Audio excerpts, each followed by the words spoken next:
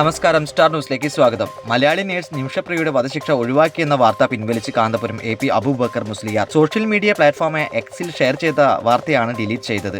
വധശിക്ഷ ഒഴിവാക്കിയെന്ന വാർത്തയാണ് കാന്തപുരം എക്സിൽ പങ്കുവച്ചിരുന്നത്. കാന്തപുരം ഓഫീസിനെ കോട്ട് ചെയ്തുള്ള വാർത്താ ഏജൻസിയുടെ വാർത്തയാണ് ഷെയർ ചെയ്തിരുന്നത്.